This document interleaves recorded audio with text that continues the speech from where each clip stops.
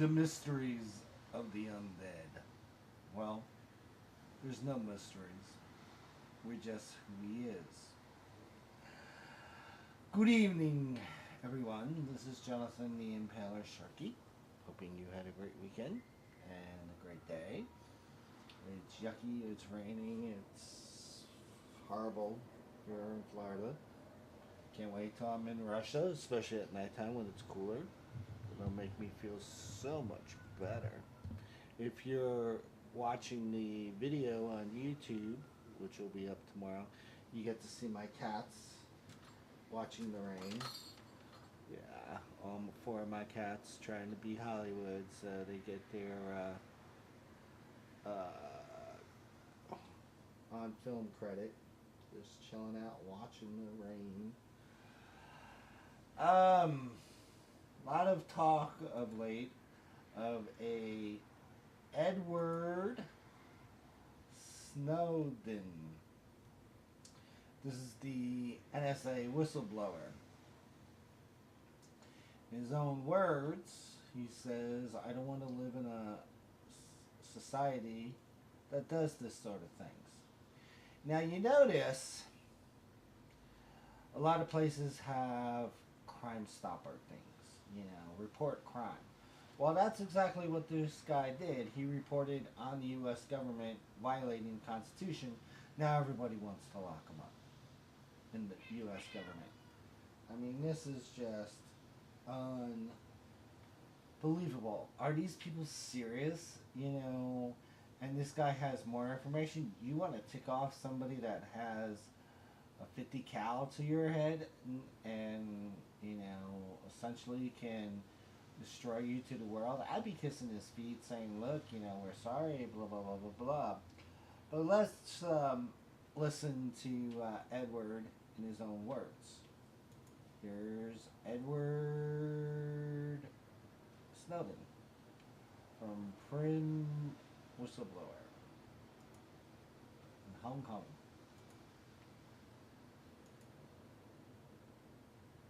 My name is Ed Snowden. I'm Snowden. 21 years old. I work for Booz Allen Hamilton as an infrastructure analyst for NSA in Hawaii. What are some of the positions that you held? June 6th interview. I've been a systems engineer, systems administrator, senior advisor for the Central Intelligence Agency, solutions consultant, and a telecommunications information systems officer. One of the things people are going to be most interested in trying to understand who you are and what you're thinking is there came some point in time when you crossed this line of thinking about being a whistleblower to making the choice to actually become a whistleblower. Walk people through that decision-making process. When you're in positions of privileged access, like a systems administrator for these sort of intelligence community agencies, you're exposed to a lot more information on a broader scale than the average employee. And because of that, you see things that may be disturbing, but over the course of a normal person's career, you'd only see one or two of these instances. When you see everything, you see them on a more frequent basis.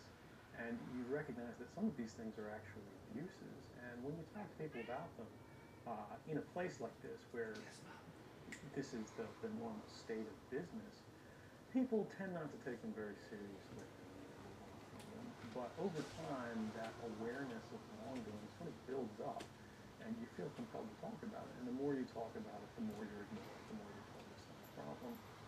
Until eventually you realize that these things need to be determined by the public, not by somebody who's simply hired by the government. Talk a little bit about how the American surveillance state actually functions. Does it target the actions of Americans? NSA and the intelligence community in general is focused on getting intelligence wherever it can by any means possible. But it believes, on the grounds of sort of a self-certification, that they serve the national interest. Originally, we saw that focus very narrowly tailored as foreign intelligence gathered overseas. Now, increasingly, we see that it's happening domestically. And to do that, they the NSA specifically, targets the communications of everyone. It ingests them by default. It collects them in its system, and it filters them, and it analyzes them, and it measures them, and it stores them for periods of time, simply because that's the easiest, most efficient, and most valuable way to achieve these ends. So while they may be intending to target someone associated with a foreign government or someone that they suspect of terrorism, they're collecting your communications to do so. Any analyst at any time can target anyone, any selector, anywhere. Where those communications will be picked up depends on the range of the sensor networks and the authorities that that analyst is empowered with. Not all analysts have the ability to target everything. But I, sitting at my desk, certainly have the authorities to wiretap anyone, from you or your accountant to a federal judge to even the president if I had a personal email. One of the extraordinary parts about this episode is that usually whistleblowers do what they do anonymously and take steps to remain anonymous for as long as they can, which they hope often is forever. You, on the other hand, have decided to do the opposite, which is to declare yourself openly as the person behind these disclosures. Why did you choose to do that? I think that the public is owed an explanation of the motivations behind the people who make these disclosures that are outside of the democratic model. When you are subverting the power of government, that's a fundamentally dangerous thing to democracy. And if you do that in secret consistently, as the government does when it wants to benefit from a secret action that it took, it'll kind of give its officials a mandate to go, hey, tell the press about this thing and that thing, so the public is on our side. But they rarely, if ever, do that when abuse occurs. That falls to individual citizens, but they're typically maligned. It becomes a thing of these people are against the country or against the government. But I'm not. I'm no different from anybody else. I don't have special skills.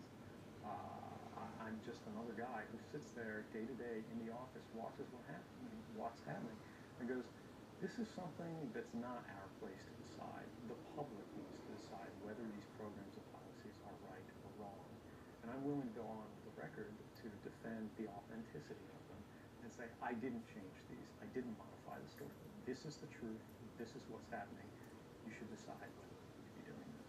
Have you given thought to what it is that the U.S. government's response to your conduct is in terms of what they might say about you, how they might try to depict you, what they might try to do you? Yeah, I could be, rendered by the CIA. I could have people come after me, or any of their third-party partners. They work closely with a number of other nations. Or they could pay off the triads, or any of their agents or assets. We've got a CIA station just up the road in the consulate here in Hong Kong. I'm sure they're going to be very busy for the next week. And that's a fear I'll live under for the rest of my life, however long that happens to be. You can't come forward against the world's most powerful intelligence agencies and be completely free from risk, because they're such powerful adversaries that no one can meaningfully oppose them. If they want to get you, they'll get you in time. But at the same time, you have to make a determination about what it is that's important to you. And if living unfreely but comfortably is something you're willing to accept, and I think many of us are, it's the human nature. You can get up every day, you can go to work, you can collect your large paycheck for relatively little work against the public interest, and go to sleep at night after watching your shows. But if you realize that that's the world that you helped create, and it's going to get worse with the next generation and the next generation who extend the capabilities of this sort of architecture of repression, you realize that you might be willing to accept any risk, and it doesn't matter what the outcome is, so long as the public gets to make their own decisions about how that's applied. Why should people care about surveillance?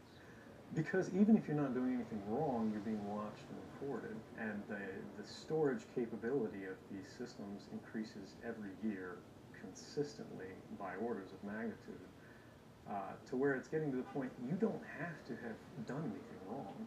You simply have to eventually fall under suspicion from somebody, even by a wrong call, and then they can use the system to go back in time and scrutinize every decision you've ever made, every friend you've ever discussed something with, and attack you on that basis to sort of derive suspicion from an innocent life and paint anyone in the context of a wrongdoer. We are currently sitting in a room in Hong Kong, which is where we are because you traveled here. Talk a little bit about why it is that you came here, and specifically, there are going to be people who will speculate that what you really intend to do is to defect to the country that many see as the number one rival of the United States, which is China, and that what you're really doing is essentially seeking to aid an enemy of the United States with which you intend to seek asylum. Can you talk a little bit about that? Sure. So there's a couple assertions in those arguments that are sort of embedded in the questioning of the choice of Hong Kong. The first is that China is an enemy of the United States. It's not. I mean, there are conflicts between the United States government and the Chinese PRC government, but the peoples inherently, we don't care. We trade with each other freely. We're not at war. We're not in armed conflict, and we're not trying to be. We're the largest trading partners out there for each other.